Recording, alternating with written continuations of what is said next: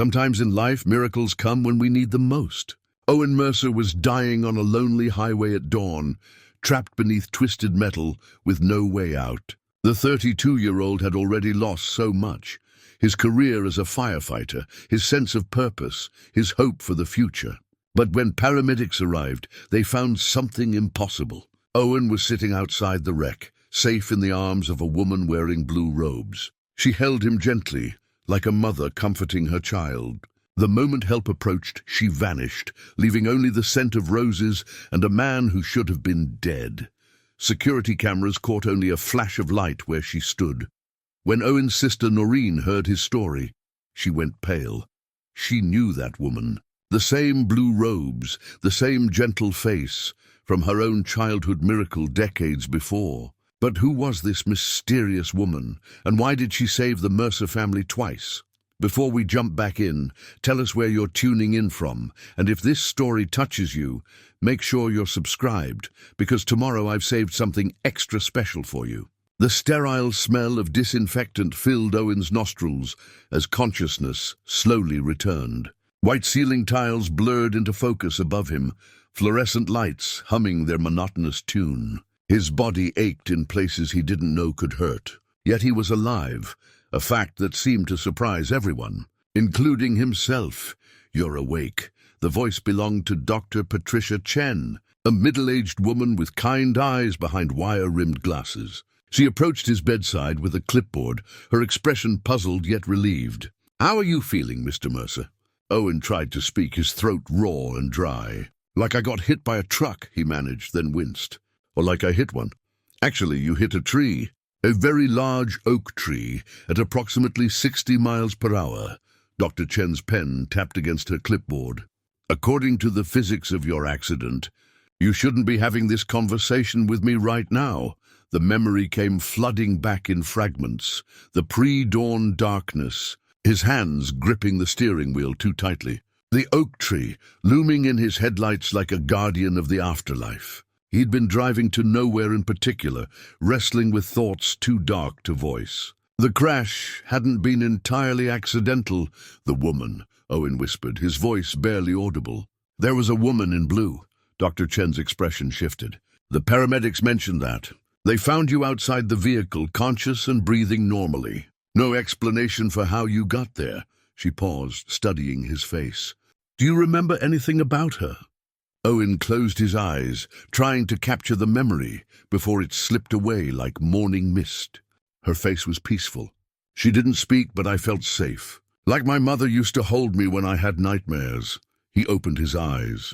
Then she was gone. 20 miles away, Norene Mercer wiped down the same coffee-stained counter for the third time that morning.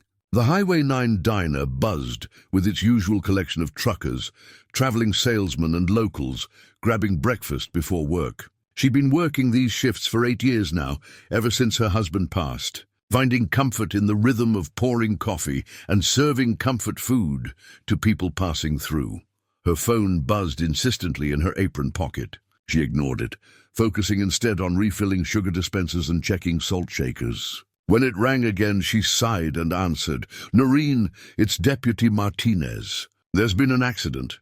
Her blood went cold. "In a small town." Middle-of-the-night phone calls from law enforcement rarely brought good news. "Who?" "Your brother Owen. He's alive, but he's at County General. Car accident on Highway 47. The sugar dispenser slipped from her hands, white granules scattering across the floor like snow. Owen, her baby brother, who'd grown up to be a hero, then lost his way when the Forest Service discharged him after his back injury. The brother she'd been too proud to call, too hurt to reach out to, even though she knew he was struggling. "I'll be right there," she said. Already untying her apron, the drive to the hospital felt endless. Norene's hands gripped the steering wheel of her aging Honda, her mind racing through possibilities. Owen had been different since the injury, quieter, more distant. The brother who used to call her every Sunday had stopped calling altogether 6 months ago. She told herself he needed space, but deep down she knew better. She'd seen the signs in her late husband's final months, the withdrawal, the lack of purpose, the hollow look behind the eyes. At the hospital she found Owen awake but subdued. His face bore scrapes and bruises. His left arm was in a sling, but he was whole. More whole than she'd expected given Deputy Martinez's description of the crash scene. "Hey, sis," Owen said softly as she entered his room. His smile was weak but genuine. "Don't hey sis me, Owen Mercer." Norene's voice cracked despite her attempt at sternness. "What were you doing out there at 5 in the morning?" Owen looked away, studying the IV drip attached to his arm. "Couldn't sleep. Thought a drive might help." It was a lie, and they both knew it. Norene had lived through enough sleepless nights herself to recognize the weight of unspoken darkness. She pulled a chair close to his bed and sat down heavily. "The deputy said they found you outside the car. How did you get out?" Owen's eyes met hers, and she saw something there she couldn't quite identify. Confusion, wonder, maybe even fear. "There was someone there, Norene." "A woman. She pulled me out." "What woman? Another driver?" "No." Owen shook his head slowly. "She was wearing blue robes, like something you'd see in an old painting.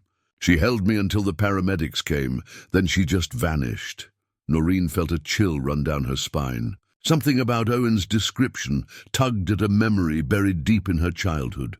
Something she'd convinced herself was just a frightened girl's imagination. "Owen, what did she look like?" "Kind face, maybe middle-aged. Dark hair under some kind of covering. Her eyes were the most peaceful thing I've ever seen." Owen's voice grew distant. "She smelled like roses." The memory hit Norene like a physical blow. She was 12 years old again, trapped in her bedroom as flames consumed their family home. The smoke was thick, the heat unbearable, and she'd given up hope when the door opened and a woman in blue appeared through the inferno. The same peaceful face, the same gentle presence, the same impossible rescue. "Norene, you okay? You look like you've seen a ghost." She forced herself to breathe normally. "I'm fine. Just glad you're alive."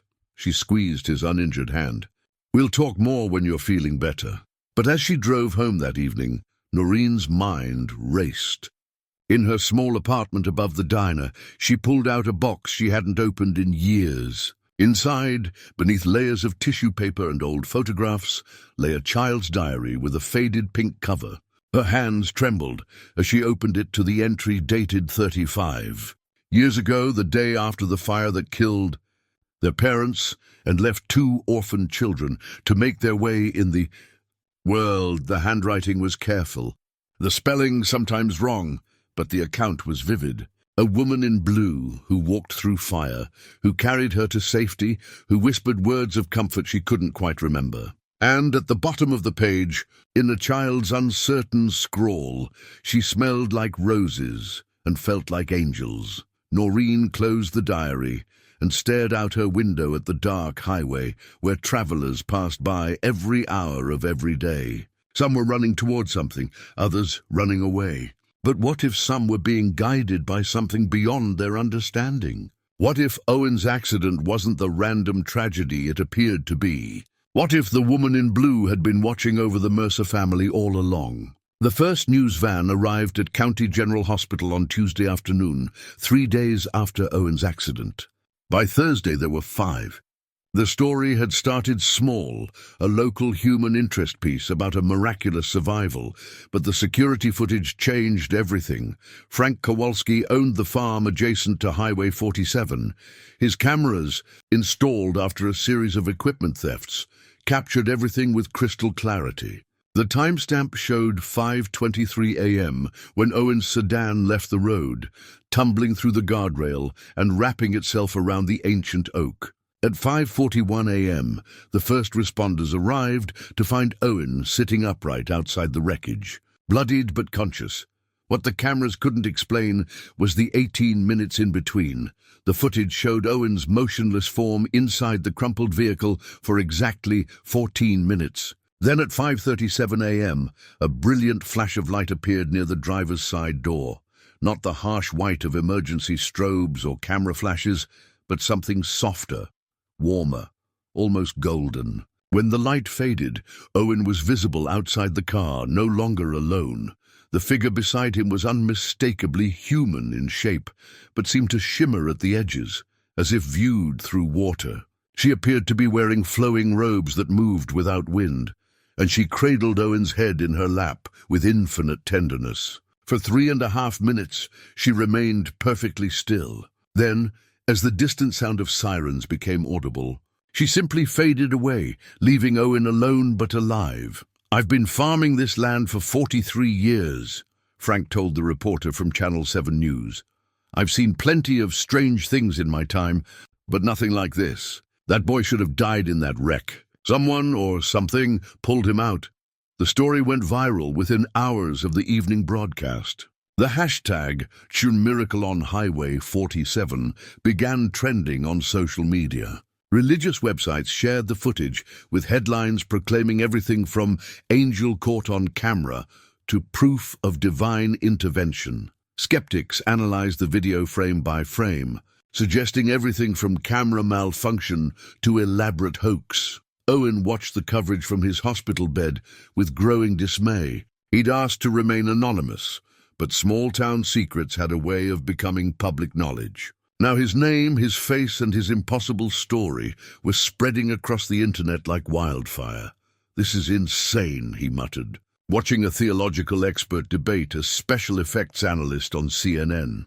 "I just want to go home and forget this ever happened." Norene sat in the bedside chair, her expression troubled.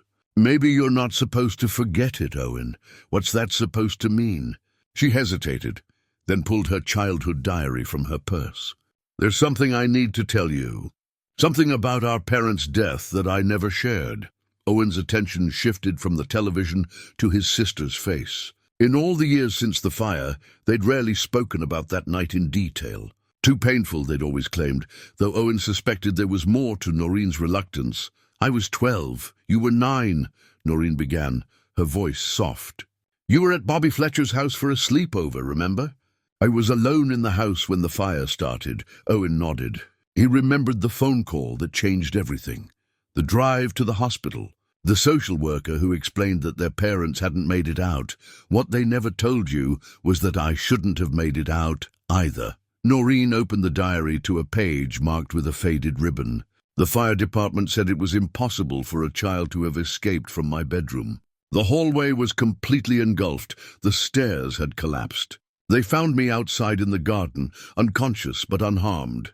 You never told me how you got out, because for 35 years I convinced myself it was trauma-induced fantasy. A child's mind creating a story to cope with tragedy." Norene's finger traced the careful handwriting on the page. "But a woman in blue robes carried me through the flames, Owen.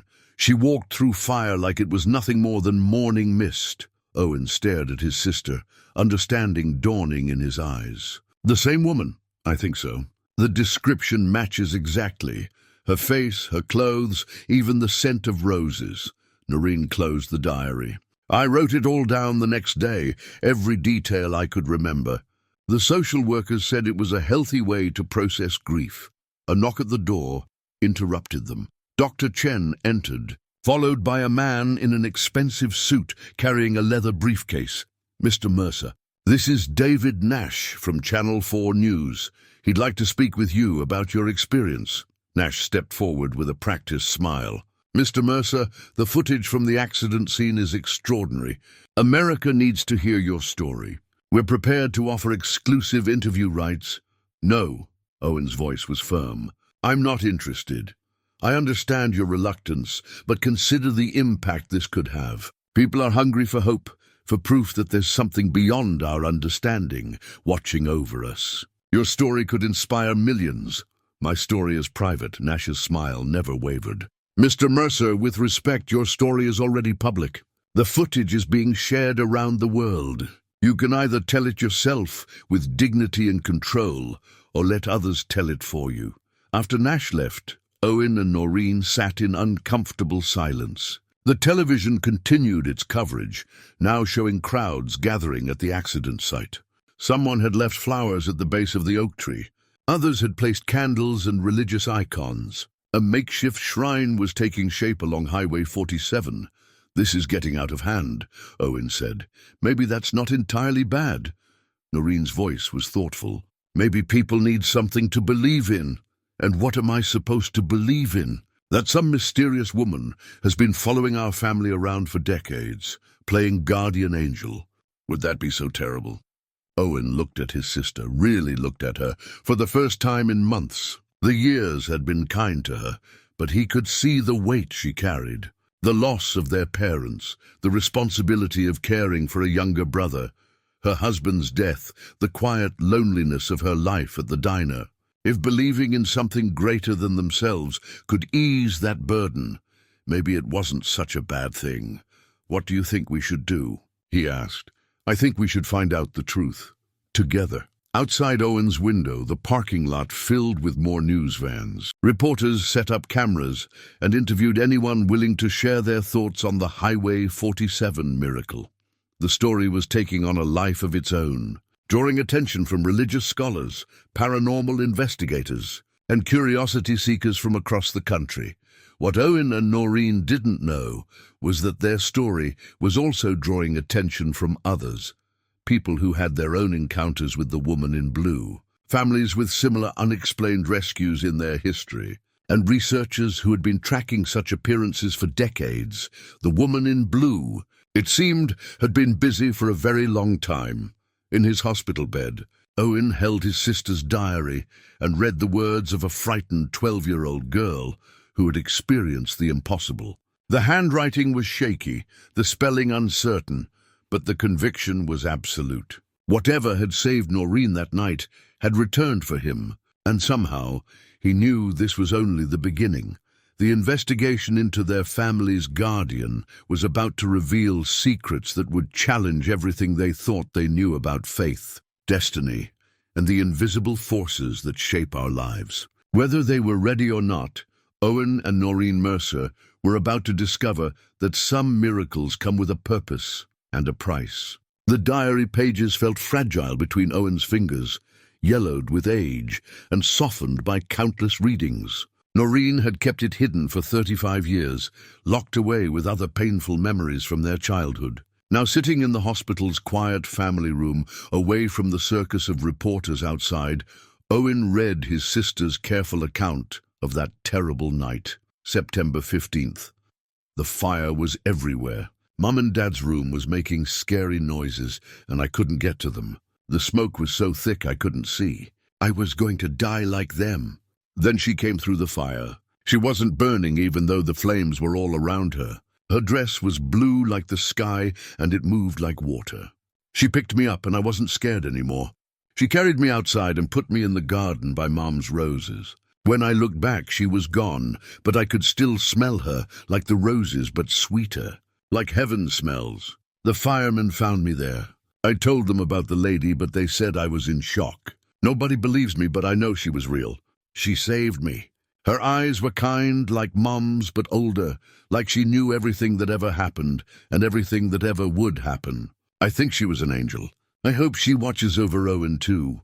Owen's throat tightened as he read the final line. Even as a frightened child, Norene had been thinking of him, hoping their mysterious guardian would protect her little brother. It had taken 25 years, but her prayer had been answered. "You really saw her," Owen said, looking up from the diary. "All this time you really saw her." Norene sat across from him, her hands wrapped around a cup of cooling coffee. "I've spent decades trying to convince myself it was trauma-induced fantasy. Children imagine things," everyone said. "Grief does strange things to memory. But reading about your experience, it's exactly the same, Owen. The robes, the peaceful presence, the roses. Even the way she vanished. Dr. Chen says there's no medical explanation for my survival. The steering column should have crushed my chest. The blood loss alone should have been fatal." Owen touched his ribs gingerly. "But here I am, with nothing more than bruises and a dislocated shoulder. And here I am, 35 years later, when that fire should have taken us both." Norene reached for the diary. "There's something else, something I've never told anyone." She flipped to a page near the back of the diary, dated a week after the fire. The handwriting was more controlled here, as if the young Norene had found some measure of peace. "I had a dream last night. The lady in blue was there, but we weren't at the house. We were someplace bright and warm, like being inside sunlight. She told me things, not with words, but I understood anyway. She said our family was special, that we had work to do, important work. She said the fire wasn't the end of our story, it was the beginning. When I woke up, I felt different, not just sad anymore, but like I had a purpose. Like Mom and Dad dying meant something bigger than I could understand. Owen stared at the page. A purpose? I've thought about that dream for years. When I married David, when he got sick, when I started working at the diner, I kept wondering if this was what she meant. If helping travelers, serving people who are far from home, was somehow part of it. And my firefighting career? You dedicated your life to saving people, Owen. How is that not connected? A soft knock interrupted them. Father Benedict Martinez stood in the doorway, his collar slightly askew from the chaos outside. The hospital chaplain was a man in his 60s with gentle eyes and hands weathered by years of offering comfort to the grieving. I hope I'm not intruding, he said. I heard you might want to talk about what happened. Owen gestured to an empty chair. Father, what's the Catholic Church's official position on miraculous interventions? Father Benedict smiled as he sat down. That's a complex question. The Church investigates claims of miracles very carefully. We have teams of doctors, theologians, and investigators who examine every aspect of alleged supernatural events. Most can be explained through natural means, but some, he paused thoughtfully, some remain mysteries that strengthen rather than challenge faith. Have you ever seen anything like this before? Norene asked. In 40 years of ministry, I've witnessed 3 events I cannot explain through natural means. One involved a child who survived a drowning that should have been fatal. Another was a spontaneous healing during last rites. The third, Father Benedict's expression grew distant, a fire at a nursing home 12 years ago. Everyone got out safely, even the bedridden patients on the 3rd floor. Security cameras showed a figure in blue moving through the building. But when investigators reviewed the footage, the image was too unclear to make definitive conclusions. Owen and Norene exchanged glances. A figure in blue? The description from witnesses was remarkably consistent.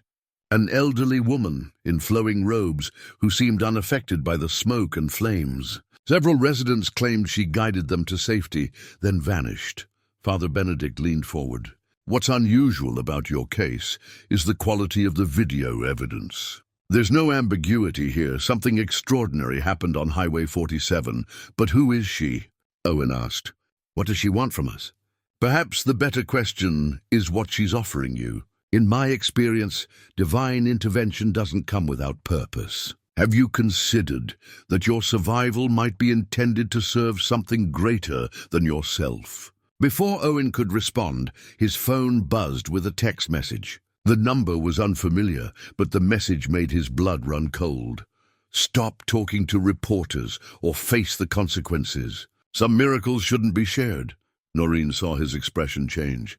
What is it? Owen showed her the message. Father Benedict read it over her shoulder, his face darkening. Have you received any other threats? The priest asked. This is the first, Owen said, but even as he spoke, he remembered the uncomfortable feeling he'd had leaving the hospital for tests earlier, the sense of being watched, of unfriendly eyes tracking his movement. Not everyone welcomes unexplained phenomena, Father Benedict said carefully. Some people find comfort in a world they can understand and control. Your story challenges that worldview. We haven't even done any interviews, Norene protested. The video footage has been enough. Social media is calling it proof of divine intervention. That makes some people very uncomfortable and some very angry. Owen's phone buzzed again. Another unfamiliar number. False prophets will be silenced. This is your only warning. The temperature in the room seemed to drop several degrees. Owen looked at his sister, seeing his own fear reflected in her eyes. They'd stumbled into something much larger and more dangerous than a simple miracle story. What do we do? Norene whispered. Father Benedict stood, his expression grave. You continue seeking the truth, but carefully. And you remember that not all miracles are universally welcomed.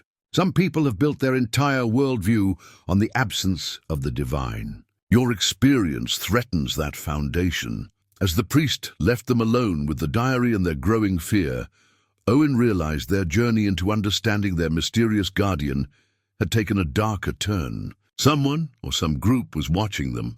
Someone who saw their story as a threat worth stopping. The woman in blue had saved their lives. But it was becoming clear that salvation sometimes came with a price. The question was whether they were strong enough to pay it. The threatening messages continued over the next 3 days, arriving at all hours from different phone numbers. Someone had clearly done their research. They knew Owen's schedule, knew when he left for physical therapy, knew about Norene's shifts at the diner. The messages were never explicitly violent, but the implications were clear. Stop talking about the miracle or face consequences.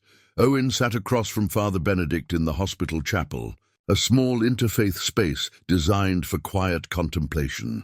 The chaplain's silver crucifix caught the morning light streaming through stained glass windows, casting tiny rainbows across the simple wooden pews. "Fear is often the enemy of faith," Father Benedict said, his voice echoing softly in the sacred space. "Throughout history, those who threaten established beliefs face resistance. Your experience challenges people to consider possibilities beyond their comfort zone." "I never asked to challenge anyone," Owen replied, frustration evident in his voice. "I just wanted to understand what happened to me. Sometimes understanding comes whether we seek it or not." The priest fingered his crucifix thoughtfully. "In my 40 years of ministry, I've learned that miracles rarely occur in isolation. They're part of larger patterns, greater purposes. Your accident may have been the beginning, not the conclusion." "Beginning of what?" "That's for you to discover. But consider this. You were a firefighter dedicated to saving lives. Your sister serves travelers at a crossroads, offering comfort to people far from home. Perhaps your family has always been called to service." Owen thought about his years with the Forest Service, the countless lives he'd helped save during wildfire evacuations. He'd never considered it a calling, just a job he was good at. But Father Benedict's words stirred something deep in his memory, a sense of purpose that had driven him long before he understood why. "The threatening messages worry me," Owen admitted. "They should. Religious extremists exist on all sides, those who reject any possibility of divine intervention and those who claim exclusive access to it. Your story doesn't fit neatly into either category, which makes you a target for both." That afternoon, Owen's first national television interview aired on CNN. Despite his initial reluctance, he'd finally agreed to a controlled conversation with a respected journalist, hoping to set the record straight before others told his story for him. The interview was tasteful, focusing on the facts of his survival rather than sensationalizing the supernatural elements. The response was immediate and overwhelming. Owen's hospital room phone rang constantly with interview requests from news programs, talk shows, and documentary filmmakers. His social media accounts, which he rarely used, exploded with friend requests and messages from strangers sharing their own unexplained experiences. But not all the attention was positive. Norene called him that evening, her voice shaky. "Owen, someone came to the diner today asking questions about you." "About us? What kind of questions?" "Personal things. About our childhood. About the fire, about whether we'd experienced anything unusual before your accident." Norene paused. He said he was a journalist, but something felt wrong. The questions were too specific, like he already knew the answers. "Did he give you a name?"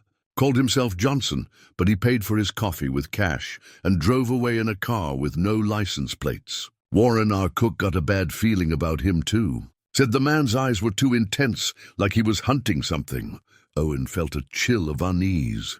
The threatening messages were one thing, but someone actively investigating their background suggested a more organized threat. "Maybe you should take a few days off work," Owen suggested. "I can't afford to do that. And besides, I won't be intimidated by some creep with fake credentials."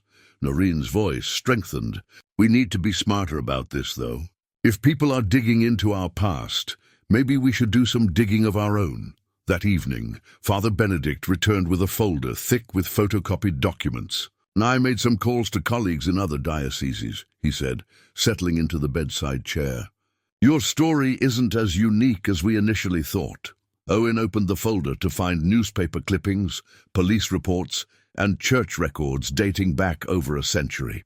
Each document described a similar event: mysterious rescues during disasters, unexplained survival in impossible circumstances, witnesses describing a woman in blue robes who appeared and vanished without explanation.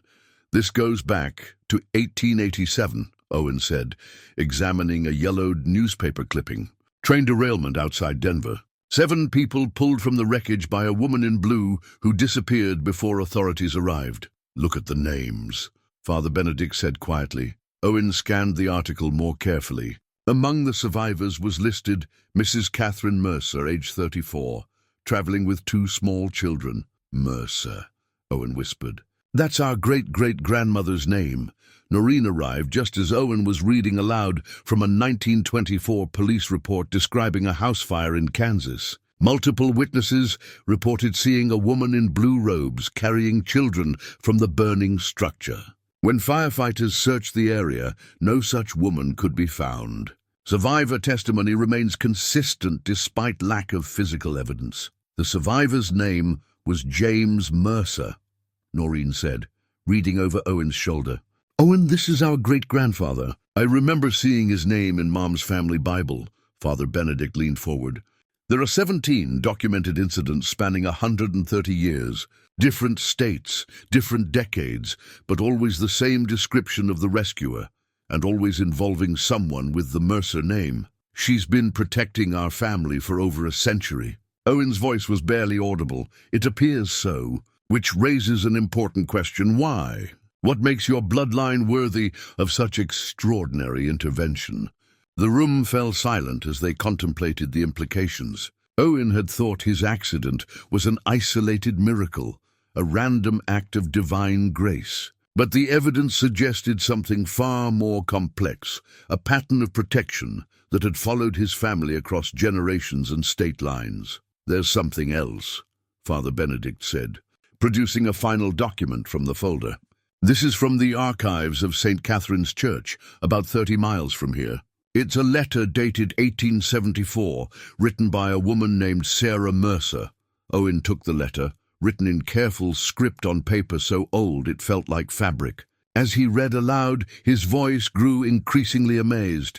To whom it may concern, I write this account so that future generations of my family might understand the covenant we have entered into. During the blizzard of January 15th, when my husband and I were lost in the storm with our infant son, we were rescued by a woman of divine aspect. She appeared as an angel of mercy, clothed in blue like the Virgin herself, and led us to safety when death seemed certain.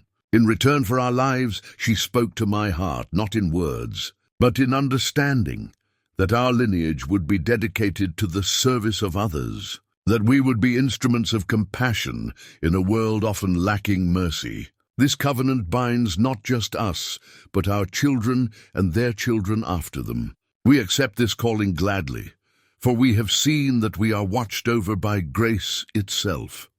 Owen lowered the letter, his hands trembling slightly. A covenant. She saved our ancestors in exchange for a promise that our family would serve others. And when that covenant was threatened, Norene said quietly, when you lost your way after the injury, when you were contemplating, she intervened again. Owen finished the thought. She saved me because our family still has work to do. The implications were staggering. Their mysterious guardian wasn't just a miraculous stranger. She was bound to their bloodline by an agreement made over 150 years ago. And if the pattern held true, Owen and Norene were the current guardians of that ancient promise. The question was, were they ready to accept it?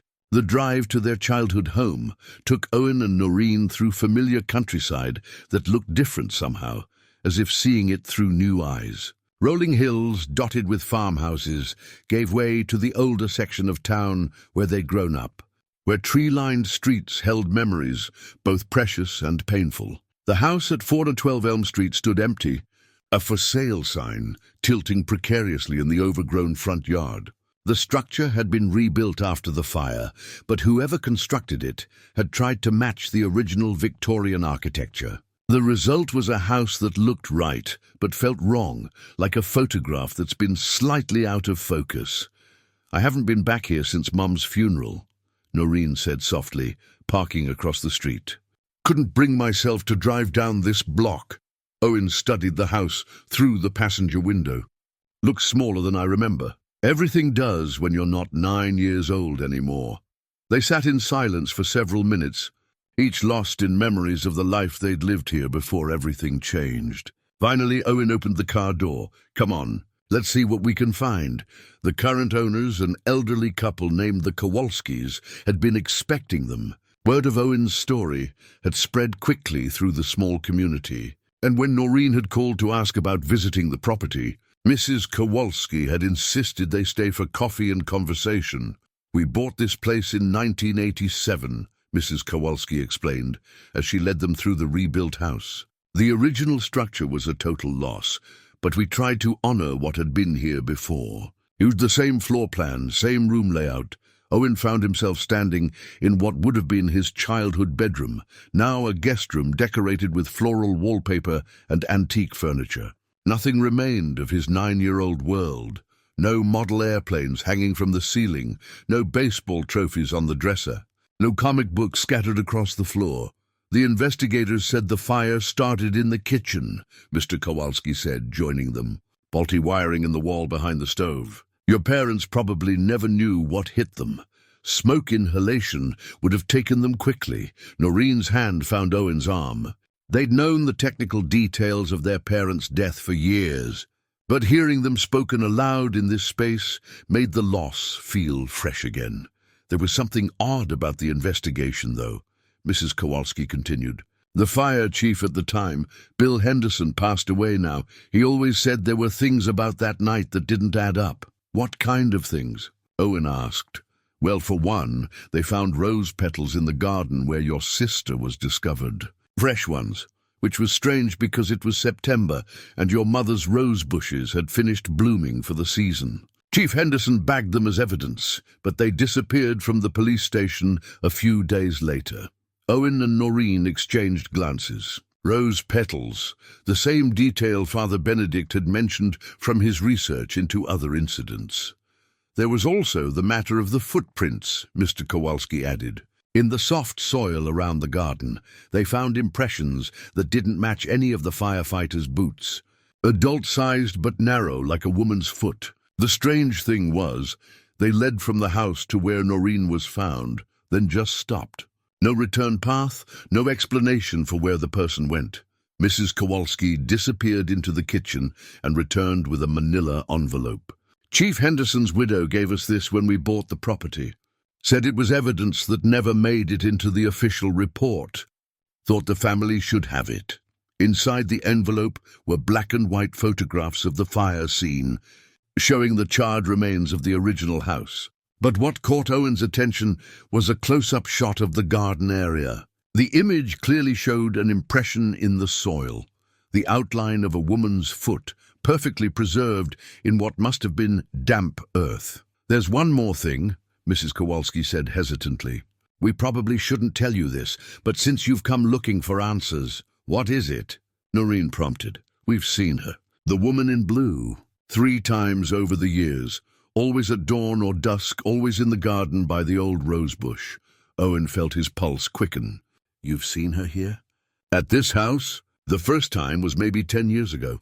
I was making breakfast and looked out the kitchen window. There was a woman kneeling by the roses, and for a moment I thought someone was stealing flowers. But when I went outside to check, there was no one there. Just the scent of roses, stronger than it should have been for late autumn." "Did you call the police?" Owen asked. "What would I tell them? That I saw a ghost in my garden?" Mrs. Kowalski shook her head. "But after we heard about your accident, about the woman who saved you, we started wondering if there was a connection. The second time," Mr. Kowalski continued, "we both saw her. It was evening, maybe 6 months ago. She was standing by the front porch, looking at the house like she was remembering something. When I turned on the porch light, she was gone. And the third time? Last week. The night after your story aired on television." Mrs. Kowalski's voice dropped to a whisper. She was in the garden again, but this time she wasn't alone.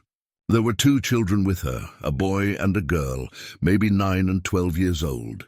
They looked so real, so alive, but I knew, somehow I just knew they weren't from this world. Owen's throat tightened. What did they look like? The boy had dark hair and curious eyes, always touching things, always exploring. The girl was protective, kept one hand on his shoulder like she was watching out for him. Norene's breath caught. That's us. That's how we were as children. They stayed for maybe 5 minutes, the woman showing them around the garden like she was explaining something important. Then all 3 of them faded away like morning mist. After they left the Kowalskis, Owen and Norene sat in their car across from the house, processing what they'd learned. The woman in blue hadn't just saved them as children. She'd been returning to this place regularly, as if it held special significance in whatever larger purpose she served. She brought us back here, Norene said finally. Somehow she showed our childhood selves to the people living in our old home. But why? Maybe to remind us who we were before everything went wrong, before you lost your way, before I convinced myself that helping people at the diner wasn't enough to matter. Owen stared at the house where he'd learned to ride a bicycle, where he'd caught fireflies in mason jars, where his parents had read him bedtime stories about heroes and adventures. The life they'd lost in the fire seemed like a dream now, but maybe that was the point. Maybe the woman in blue was showing them that their real story hadn't ended that night.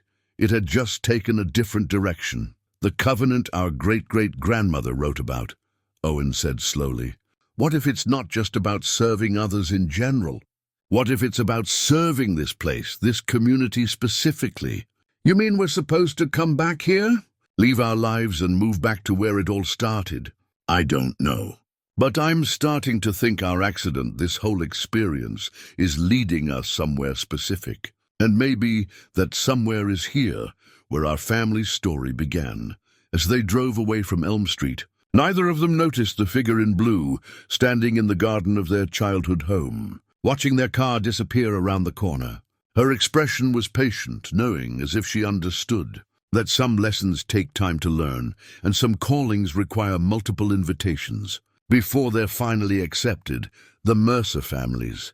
Guardian had waited over a century to see the covenant fulfilled. She could wait a little longer for Owen and Norene to understand their true purpose and to find the courage to embrace it. The discovery at St. Catherine's Church came by accident, or what Owen was beginning to understand might not be accidents at all. Father Benedict had mentioned the church's archives during their research, but it wasn't until Owen found himself driving past the small stone building on his way to physical therapy that he felt compelled to stop. St. Catherine's sat on a hill overlooking the valley, its Gothic spire reaching toward grey autumn clouds. The church itself was old, built in the 1860s.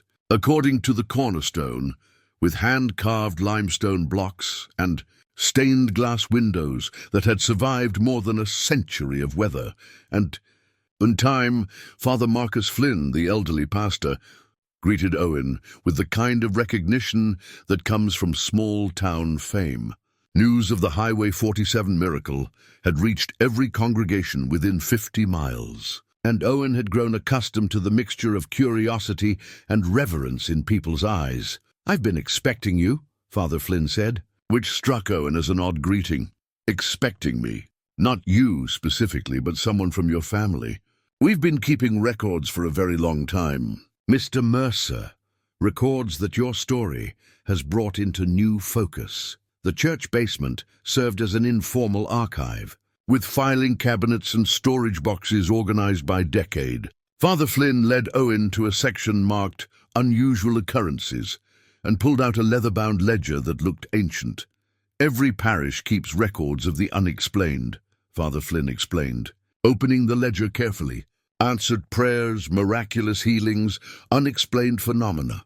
Most of it can be attributed to natural causes or coincidence. But some events, he pointed to an entry dated 1923, some events defy explanation.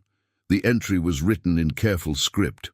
October 12, 1923.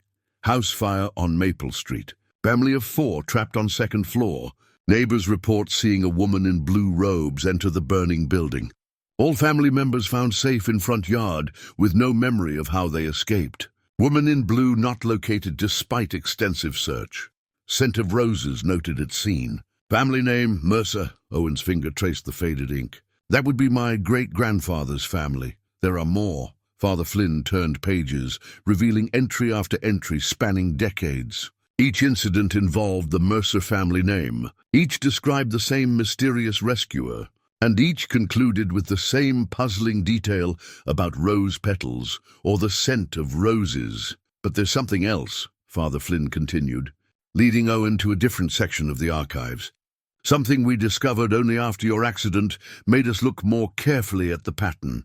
He pulled out a small wooden box, its surface worn smooth by age. Inside, wrapped in yellow tissue paper, were dozens of rose petals, not dried and crumbling, as one might expect from artifacts collected over decades, but preserved as if they'd been picked yesterday. These were collected from various Mercer family rescue sites over the past 150 years, Father Flynn explained. Every pastor who served this church added to the collection. They should have turned to dust long ago, but look at them. Owen picked up one of the petals. It was soft, supple, and released the unmistakable scent of fresh roses. This is impossible. According to natural law, yes. But faith asks us to consider possibilities beyond natural law. Father Flynn's eyes held the wisdom of decades spent counseling people through life's mysteries. What's even more remarkable is what we found when we had them tested. Tested. A botanist from the university examined them 5 years ago. They're not from any known variety of rose. The cellular structure is unlike anything in current botanical literature. He described them as roses that shouldn't exist. Owen stared at the collection of impossible petals, each one a small miracle preserved across time. Father, what does all this mean? I believe it means your family has been chosen for something important.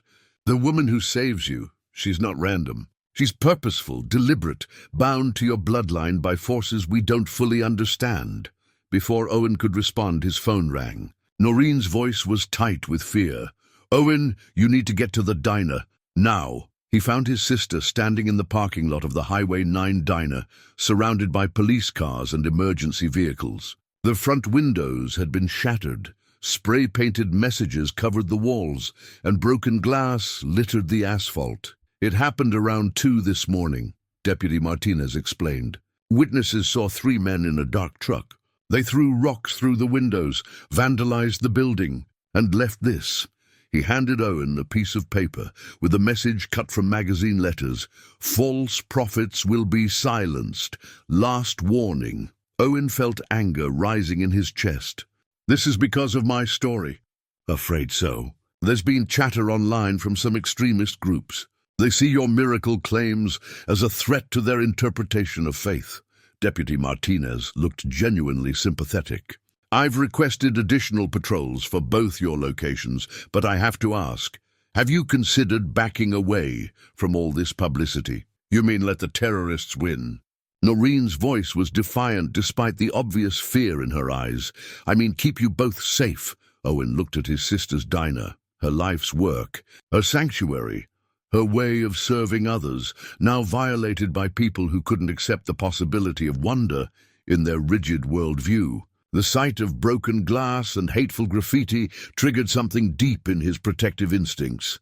No, he said firmly. We're not backing down. That evening, Owen and Norene sat in the hospital chapel with Father Benedict, processing the day's events. The attack on the diner had shaken them both, but it had also crystallized something important. They're trying to silence us because our story threatens their worldview, Owen said. But what if that's exactly why we need to keep telling it? The covenant your ancestor wrote about, Father Benedict mused. Service to others. Maybe that service includes offering hope to people who have forgotten how to believe in miracles. Norene fingered one of the impossible rose petals Father Flynn had given them. When I was 12 and saw her for the first time, I felt such peace. Even in the middle of that terrible night, I knew everything would be okay. What if there are people out there who need to feel that same peace? And what if the extremists attacking us are exactly the people who need to hear this message most? Owen added, people so locked into fear and hatred that they can't recognize grace when it's standing right in front of them? As they talked, Owen began to understand that their guardian's interventions weren't just about physical rescue. Each appearance seemed designed to bring their family to a crossroads, a moment of choice between fear and faith, between hiding and serving, between safety and purpose. I think I know what we're supposed to do, Owen said finally. We're supposed to stop running from this story and start embracing it. Stop hiding from the attention and start using it to help people. How? We start a foundation. We use my story, our family's history, to help other people who've experienced unexplained phenomena. People who've been told their miracles weren't real, who've been made to feel crazy for believing in something beyond the ordinary. Norene's eyes brightened for the first time since the attack. A place where people can share their stories without judgment and receive practical help when their experiences make them targets, like what happened to us today. Father Benedict smiled. Now you're beginning to understand the covenant. Not just service, but service that requires courage. Faith that demands action. As they left the chapel that night, none of them noticed the figure in blue, standing in the shadows near the hospital entrance. She watched Owen and Norene walk to their car together, their body language showing new determination despite the challenges they faced. For the first time in over a century, members of the Mercer family were ready to fully embrace their calling. The woman who had protected them through generations of crises allowed herself a small smile of satisfaction. The real work was about to begin. The letter arrived on a Tuesday morning, hand-delivered to Owen's hospital room by a woman who identified herself only as a friend of the family. She was elderly, perhaps 80, with silver hair and eyes that seemed to hold decades of secrets. She left before Owen could ask questions, but the manila envelope she carried bore his name in elegant script. Inside was a single sheet of aged parchment, and a smaller envelope marked, "Open only after reading the letter." The parchment contained the most extraordinary family document Owen had ever seen. "My dearest descendants," it began, "I write this in the year 1874, knowing that someday one of you will have need of the truth I am about to share." Owen read aloud to Norene and Father Benedict, who had become daily visitors during his extended stay for observation and physical therapy. "My name is Sarah Catherine Mercer, and I am the woman who made the covenant that has protected our family for all these years. But what you must understand is that I did not make this agreement with a stranger. The woman in blue who has appeared to our family through the generations, she is no angel or divine being from heaven. She is me." The words hit Owen like a physical blow. He stopped reading, certain he'd misunderstood. "Keep going," Norene whispered, her face pale. "I write this account so that when the time comes, and there will come a time, our family will understand the true nature of the miracle that protects us." In January of 1874, during the great blizzard that nearly claimed my husband and infant son, I experienced what I can only describe as a transformation. As we lay dying in the snow, I felt my spirit separate from my body. In that moment of absolute surrender, I was given a choice. Owen's hands trembled as he continued reading. A voice, not heard but understood directly in my soul, offered me a bargain. I could pass on to whatever awaits beyond this life, allowing my family to perish in the storm, or I could bind myself to this earthly plane as their eternal guardian. The price would be my own eternal rest, but the reward would be the protection of every future generation of Mercers who dedicated their lives to serving others. "This can't be real," Owen said, but even as he spoke, he knew it was. Every impossible detail of their family's miracles suddenly made perfect sense. I accepted the covenant without hesitation. My body died in that blizzard, but my spirit was transformed into something else, a guardian bound to appear whenever our bloodline faced mortal danger in service to their calling. I have been the woman in blue who saved our descendants through train wrecks and house fires, through accidents and disasters for 140 years. Father Benedict's voice was barely audible. She's been protecting your family as a spirit, a ghost bound by love and sacrifice. But I grow weary, the letter continued, and the covenant requires renewal with each generation. The guardian's power weakens unless someone from the bloodline consciously accepts the calling and chooses to serve others despite the cost. Your great-grandfather accepted it during the 1924 fire. Your grandfather embraced it during the Depression when he fed hungry families from his own table. Your father lived it every day of his life as a volunteer firefighter. Owen's memories of his father shifted into new focus. The man who had rushed toward danger while others fled, who had died trying to save his wife from the flames that consumed their home. But now the covenant falters. Owen, your crisis of faith after your injury, your contemplation of ending your own life, threatened to break the chain that has protected our family for generations. That is why I appeared to you on Highway 47, not just to save your life, but to remind you of who you are and what you were born to do. Norene was crying now, understanding the weight of what they were reading. If you are reading this letter, it means you have begun to accept your calling. But you must choose consciously, willingly, with full knowledge of what it means. The envelope I have included contains the final piece of the covenant, a decision only you can make. With shaking hands, Owen opened the smaller envelope.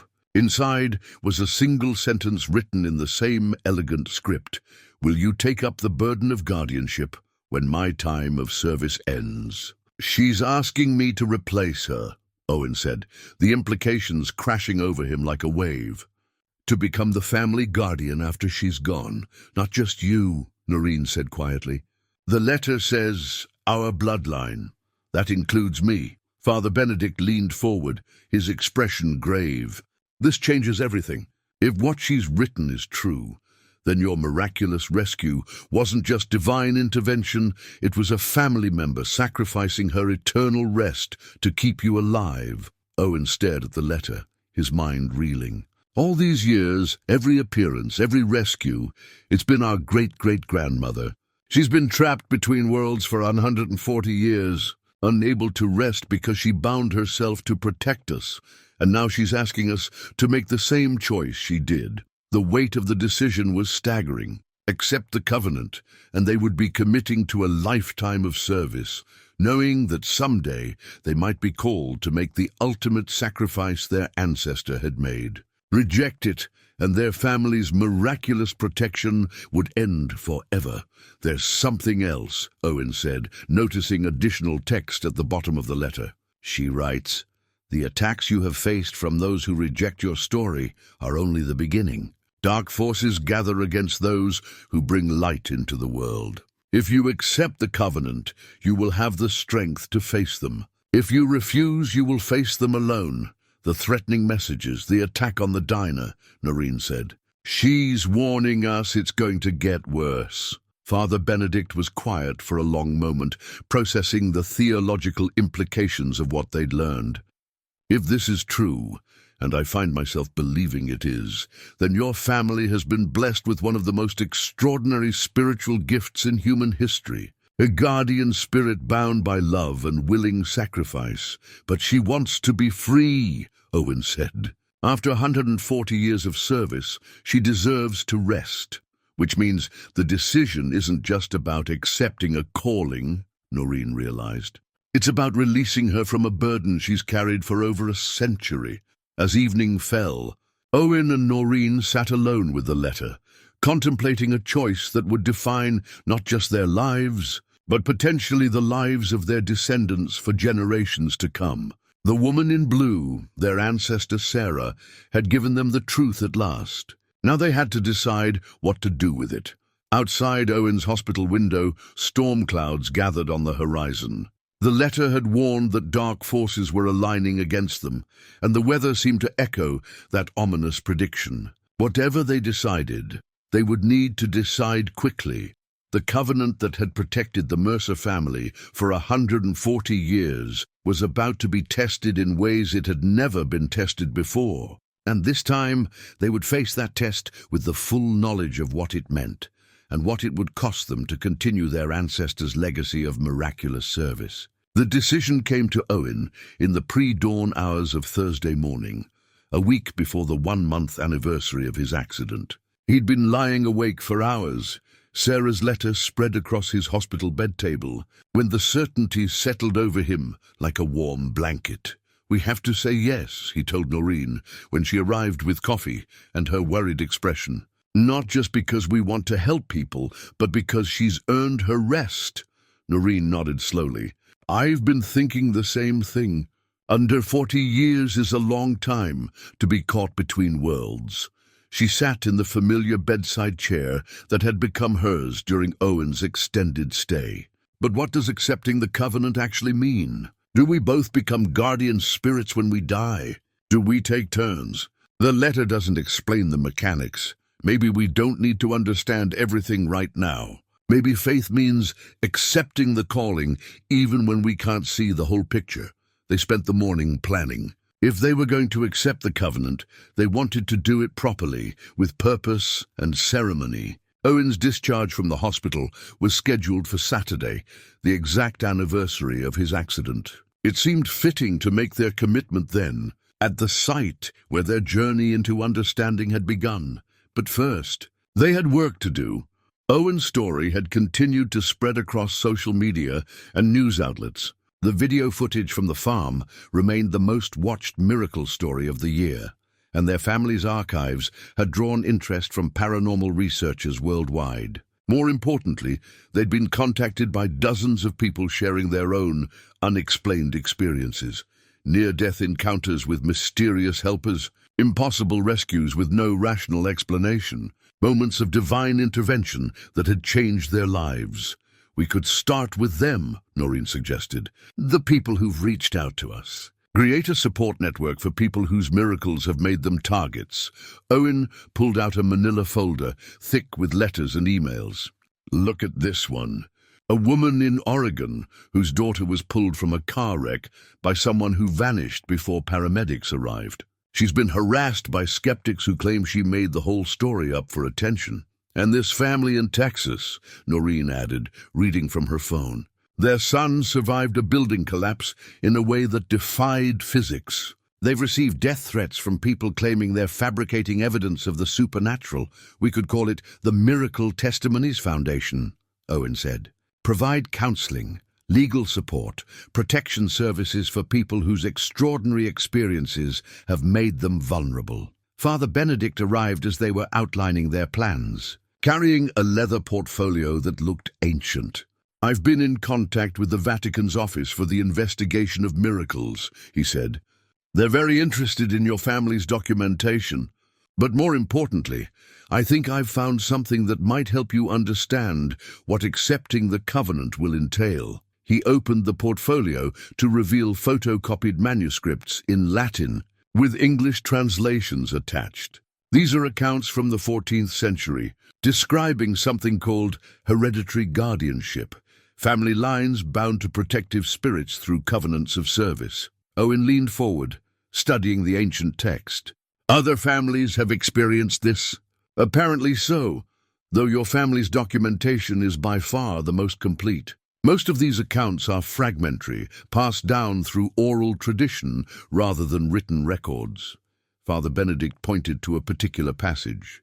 "But this section describes the transition process when a new generation accepts the covenant. The living guardians shall present themselves at the place of their calling." The Norene read aloud, "and in the presence of their spiritual protector, pledge their lives to the service of those in need. The ancient guardian shall then pass the burden of protection to the new generation, finally finding rest in the arms of the divine." "Place of their calling," Owen repeated. "Highway 47, where she saved me. The anniversary gathering is already being planned," Father Benedict continued.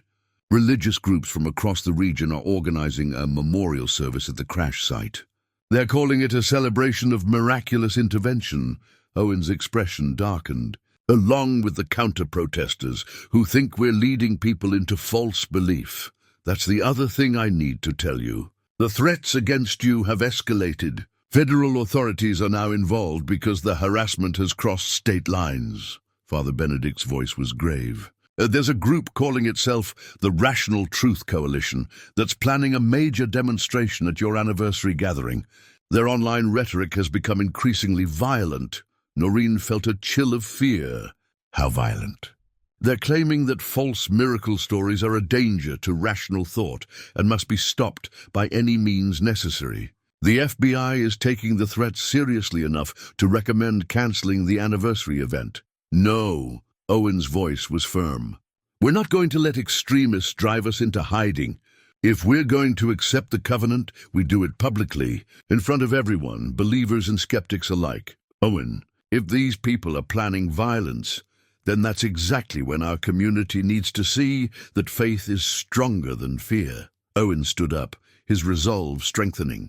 Sarah didn't hide from danger for 140 years. She faced it head-on every time our family needed protection. If we're going to take up her burden, we start by showing the same courage she did.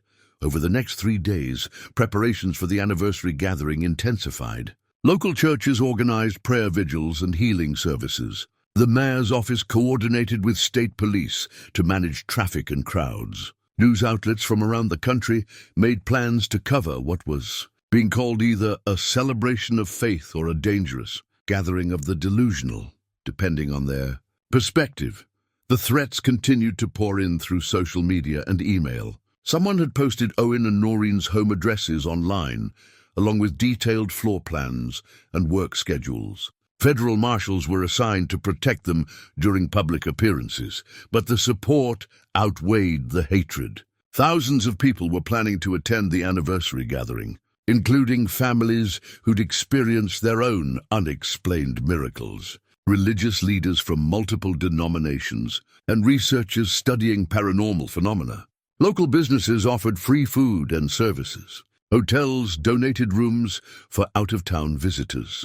On Friday evening, the night before the anniversary, Owen and Norene stood together at the edge of the hospital parking lot, looking toward Highway 47 in the distance. Tomorrow, they would drive to the site of Owen's accident and publicly accept a covenant that would bind their lives to service and sacrifice. "Are you scared?" Norene asked, terrified, Owen admitted, "but also more sure of anything than I've ever been in my life. What if we're wrong? What if this is all just trauma-induced fantasy and shared delusion?" Owen thought about the impossible rose petals, the security footage that couldn't be explained, the documented history of their family's miraculous escapes. Then we'll have dedicated our lives to helping people and serving our community. There are worse things to be wrong about.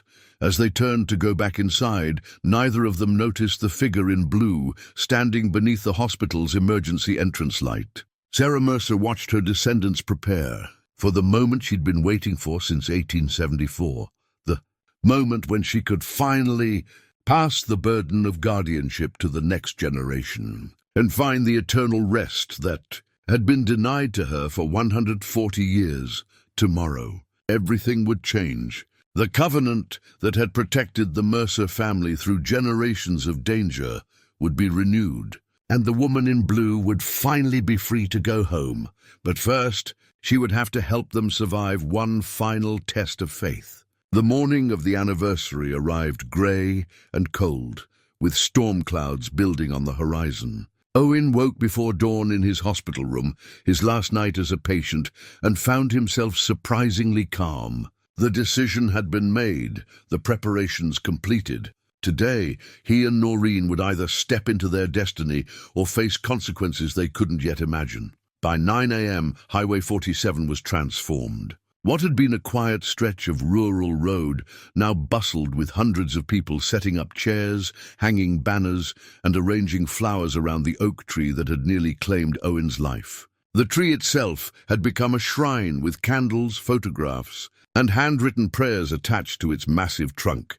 "Quite a turnout," Deputy Martinez observed as Owen and Norene arrived in a police escort vehicle. "We're estimating over 2,000 people by noon." Owen stared at the gathering crowd. Families with children, elderly couples holding hands, groups of young adults with guitars and prayer books. News crews positioned cameras for optimal coverage. Vendors sold coffee and sandwiches from temporary stands. It looked more like a festival than a religious ceremony. And the protesters? Norene asked. About 300 so far, concentrated in the field across the highway. They're staying peaceful for now, but we've got tactical teams positioned just in case. Martinez pointed to several unmarked vehicles stationed along the perimeter. FBI's taking this seriously. As Owen and Norene approached the oak tree, applause broke out among the gathered supporters. People reached out to touch Owen's hands, to share their own stories of impossible rescues and unexplained interventions. A woman from Tennessee told him about her son's miraculous recovery from terminal cancer. A man from Ohio described surviving a factory explosion that should have killed him instantly. Each story reinforced Owen's growing understanding that their family's experience was part of something much larger, a pattern of grace that touched lives in ways both ordinary and extraordinary. Father Benedict had arrived early to set up a simple altar. Near the base of the oak tree, the memorial stone that had been placed there during the week was now surrounded by thousands of flowers, each one representing someone's prayer or hope or gratitude for the miracle they'd witnessed. "How are you feeling?" Father Benedict asked as Owen approached the altar. "Like I'm about to change my life forever," Owen replied honestly. "You are. But remember, every great act of faith begins with uncertainty. The courage isn't in knowing what will happen. It's in trusting that whatever happens, you'll have the strength to face it." At 11 a.m., the formal ceremony began. Father Benedict offered an opening prayer that acknowledged the diverse beliefs represented in the crowd. Christians, Jews, Muslims, Buddhists, and those who simply believed in the possibility of something greater than themselves. The prayer was inclusive, respectful, focused on gratitude for life and hope for healing. But as the ceremony progressed, tension began to build across the highway. The counter-protesters had grown in number and volume, their chants becoming increasingly aggressive. Signs reading "No false prophets" and "Rational thought over delusion" waved above a crowd that seemed to be working itself into anger. Owen stepped up to the microphone that had been set up near the memorial stone. The crowd of supporters fell silent, but the shouting from across the highway continued. Television cameras focused on his face as he prepared to speak publicly about his experience for the first time. "A month ago, I was a broken man," Owen began, his voice carrying clearly through the amplification system. "I'd lost my career, my sense of purpose, my hope for the future. I was driving down this road, not really caring if I made it home alive." The honesty in his words seemed to quiet even some of the protesters. Owen's vulnerability, his willingness to admit his darkest moment, created a space for genuine human connection. "What happened next changed everything I thought I knew about life. Death and the forces that protect us when we can't protect ourselves." Owen gestured toward the oak tree. "I should have died against that tree. Instead, I was saved by someone who shouldn't have been there, someone who vanished before help arrived, someone who left behind only the scent of roses and the certainty that miracles are real." A roar of approval rose from the supportive crowd, but it was matched by increasingly hostile shouting from the protesters. Someone across the highway was using a bullhorn to call Owen a fraud, a false prophet leading people away from rational thought. Norene stepped up beside her brother, taking the microphone. "For 35 years I kept silent about my own encounter with the woman in blue. I was 12 years old when she carried me from a burning house, when she saved my life in a way that defied explanation. I convinced myself it was childhood trauma, that grief had created a fantasy to help me cope with loss." Her voice grew stronger as she continued. "But silence serves no one. Hiding from miracles doesn't make them less real. It just makes us less capable of recognizing grace when it appears in our lives." The protesters were getting closer now, some of them crossing the highway despite police barriers. Their chants had taken on a threatening tone, and Owen could see federal agents moving into position. "Today, my brother and I want to make a commitment," Norene continued, raising her voice above the growing chaos. We commit to using our experience to help others, to serve our community, to be worthy of the grace that saved our lives. Liars, someone screamed from the approaching protest group. False prophets will be silenced. Owen took the microphone back, his calm in stark contrast to the violence building around them. We know there are people who find our story threatening to their worldview. We understand that some people need to believe that what happened here was impossible. But we also know that thousands of people in this crowd have experienced their own miracles, their own moments of unexplained grace. The first rock was thrown as Owen spoke these words. It struck the memorial stone with a sharp crack, sending chips of granite flying. The peaceful crowd began to stir nervously as more protesters broke through police lines. This is exactly why people are afraid to share their stories, Owen said, his voice carrying clearly despite the chaos. Because there are those who would rather silence truth than expand their understanding of what's possible. Federal agents moved to form a protective circle around Owen and Norene as the crowd of protesters surged closer. Signs became weapons, chants became threats, and what had begun as a peaceful ceremony dissolved into confrontation. But as the violence reached its peak, as rocks flew and angry voices drowned out words of hope, something extraordinary began to happen. The storm clouds that had been building all morning suddenly opened, releasing not rain, but a gentle shower of rose petals, thousands upon thousands of them, falling like snow across the entire gathering. The protesters stopped mid-charge, staring up at the impossible sight. Supporters gasped in wonder. Even the news crews turned their cameras skyward, trying to capture what couldn't be rationally explained. And in that moment of stunned silence, she appeared. She materialized near the oak tree, as if stepping through an invisible doorway, her blue robes flowing in a wind that touched nothing else. Sarah Catherine Mercer appeared exactly as she had in Owen's accident, ageless, serene, radiating a peace that seemed to calm the very air around her. The effect on the crowd was immediate and profound. Protesters who had been shouting threats moments before fell silent, their raised fists slowly lowering. Supporters who had been backing away from the violence stopped and stared in wonder. Even the federal agents seemed frozen, their hands moving away from their weapons as they tried to process what they were seeing. Sarah walked slowly toward Owen and Norene, her feet barely seeming to touch the ground.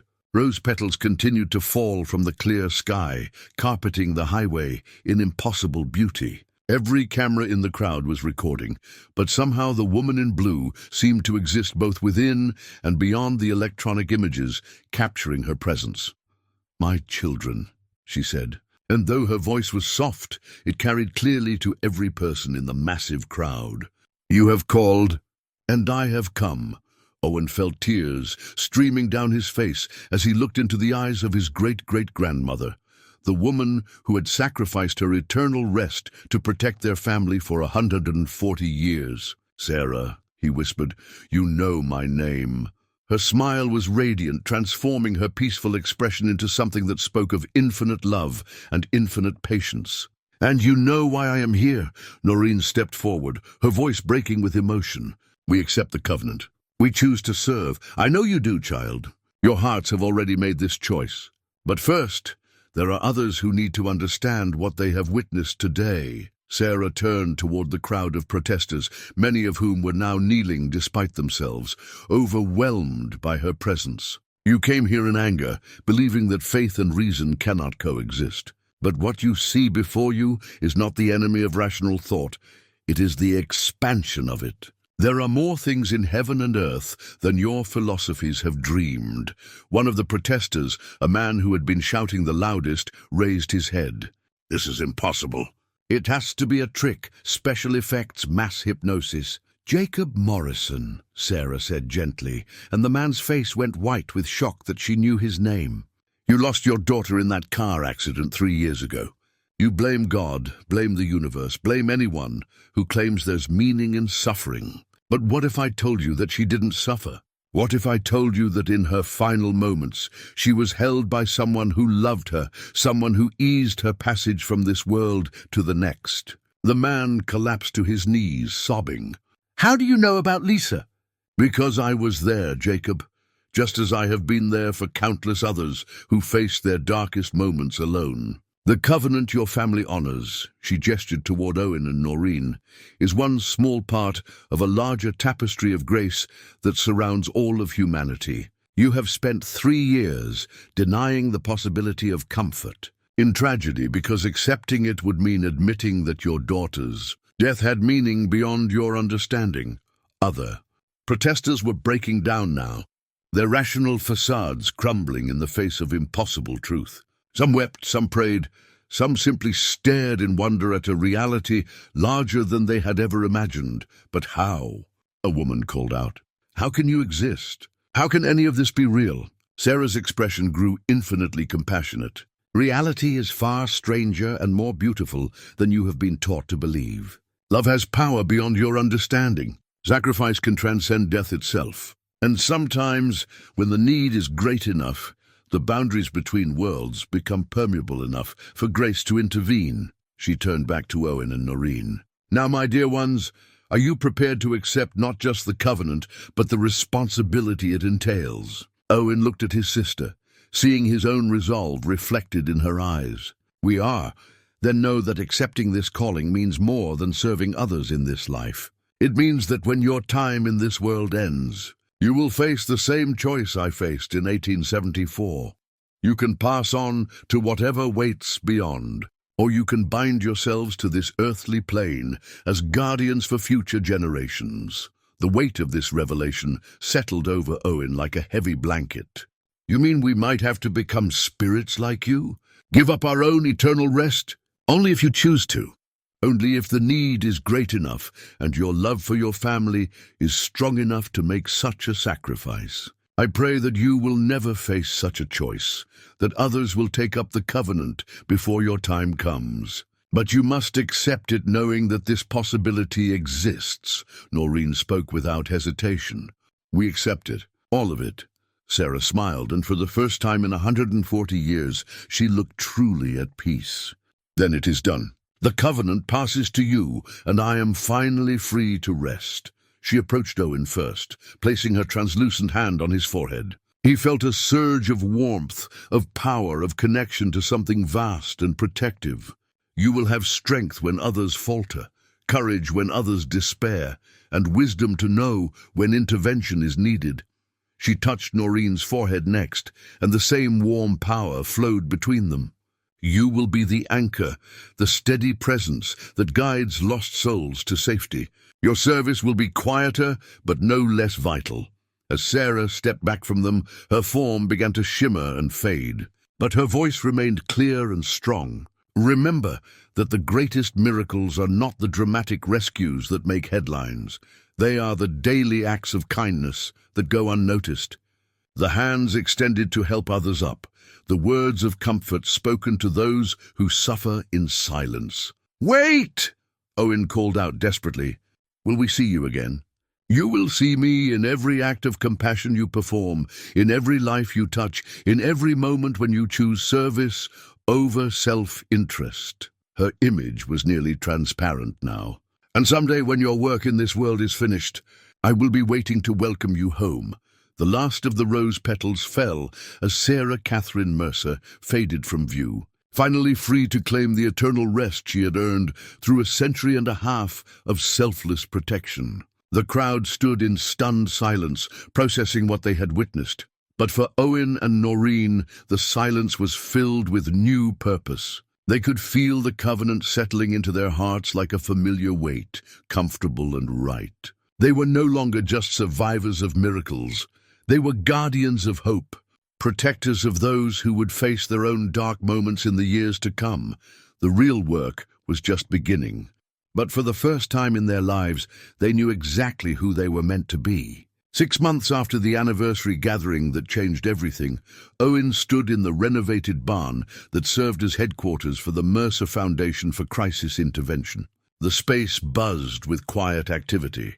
Counselors meeting with families who had experienced unexplained phenomena, researchers documenting similar cases from around the world. and volunteers coordinating support services for people whose miracles had made them targets of harassment. The Patterson family from Oregon will be here next week, Norene called from her desk, where she managed the foundation's day-to-day operations. Their daughter's rescue story has drawn some unwanted attention from extremist groups. Owen nodded, reviewing a case file.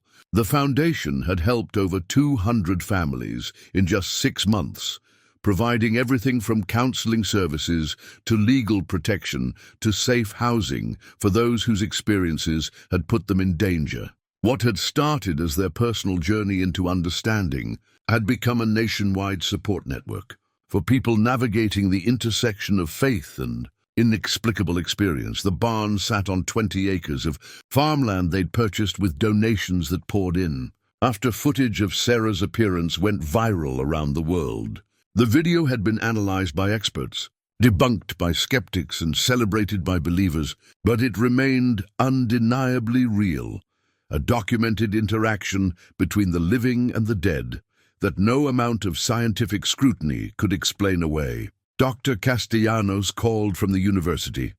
Norene continued.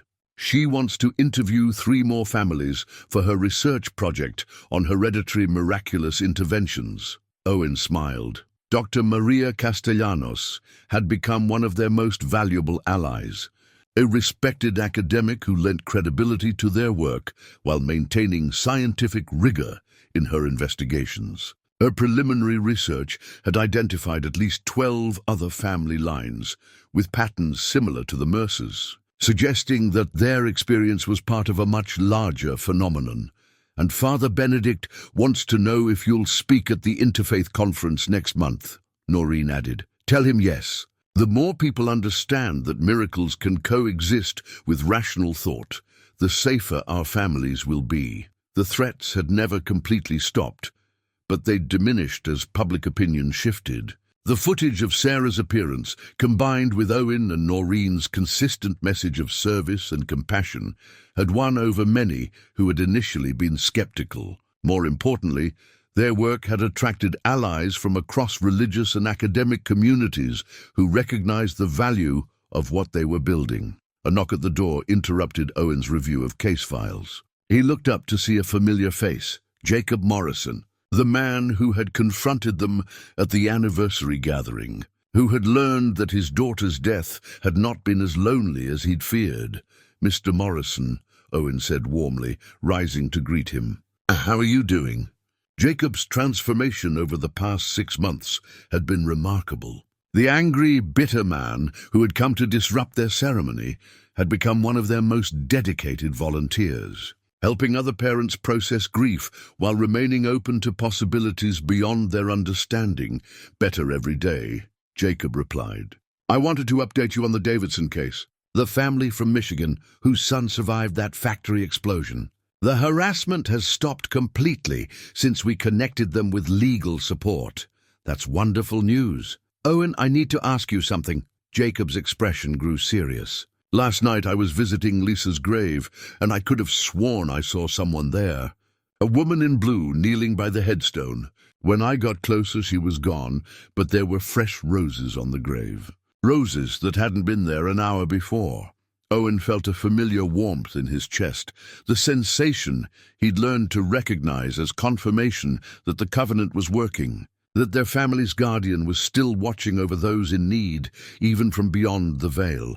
What do you think you should do about it? Owen asked gently. I think I should be grateful, and I think I should keep helping other families find the same peace I've found. Jacob smiled. Your ancestor kept her promise, didn't she? Even after passing on, she's still looking out for people who need comfort. After Jacob left, Owen walked outside to find Norene in their memorial garden, tending the roses they'd planted in Sarah's honor. The flowers bloomed year-round now, regardless of season, their impossible vitality, a daily reminder of the covenant they'd inherited. Busy day, Norene observed, not looking up from her pruning. Good busy. The kind of busy that means we're making a difference. Any regrets? She asked, finally meeting his eyes. Owen considered the question seriously. Their lives had changed completely since accepting the covenant. Gone were the quiet anonymity they'd once known, replaced by public recognition and constant responsibility. Owen had left his small apartment to live on the foundation property full-time.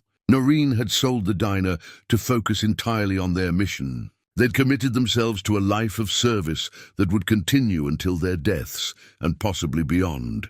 None, Owen said honestly. You? Not one. Norene smiled. Though I do wonder sometimes what Sarah would think of all this. I think she'd be proud that we found a way to honor the covenant while building something larger than just family protection. As evening approached, they walked together through the peaceful grounds that had become their life's work. The barn converted to offices and counseling spaces, the guest houses for families needing temporary shelter, the research library documenting miraculous interventions throughout history, all of it built on the foundation of one woman's sacrifice. Not 50 years ago. Do you ever wonder if we'll face the same choice she did? Norene asked, as they watched the sunset paint the sky in shades of rose and gold. Sometimes. But I think she was right. The greatest miracles aren't the dramatic rescues that make headlines. They're the daily acts of service that help people heal from trauma, find hope in despair, and believe in possibilities beyond their current understanding. And if the time comes when our family line needs supernatural protection again. Owen looked at the memorial garden where impossible roses bloomed in defiance of natural law. Then we'll trust that we'll have the wisdom to know what choice to make. As night fell over the Mercer Foundation, a gentle breeze carried the scent of roses across the grounds. In the distance, a figure in blue could be seen walking among the memorial stones they'd erected for all the families whose stories had become part of their mission.